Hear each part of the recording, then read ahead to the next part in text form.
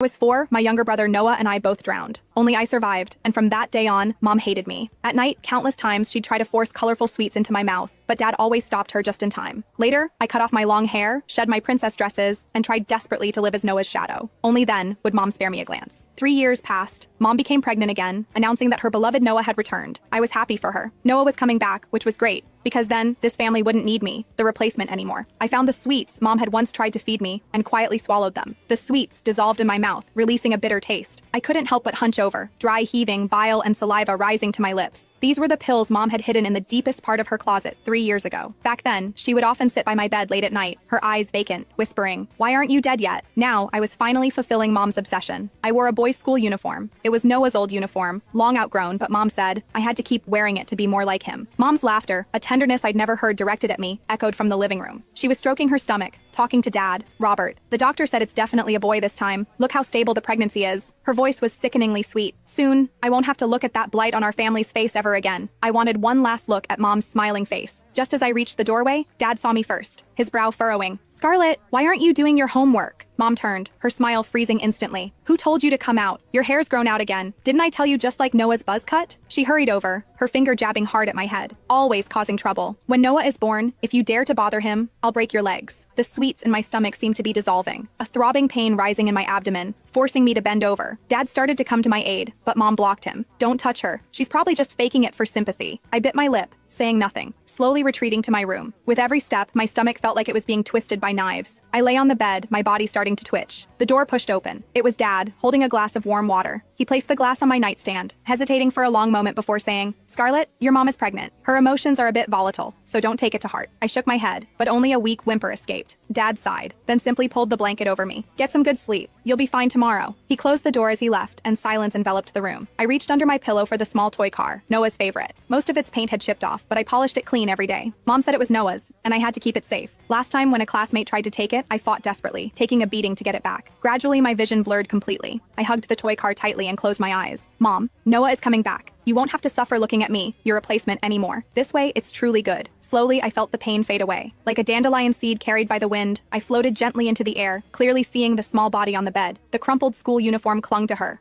face as white as paper, her lips an unnatural purplish blue. A smudge of undigested bile still clung to the corner of her mouth, and in her hand, she clutched that small toy car. Mom pushed the door open just as I was looking down at my own hands. They were transparent, allowing the sunlight to pass through them, revealing a photo of Noah. She didn't glance at me on the bed. Instead, she walked straight to the desk, picked up Noah's photo, and meticulously wiped it clean, murmuring, "Noah, Mom's going to buy you a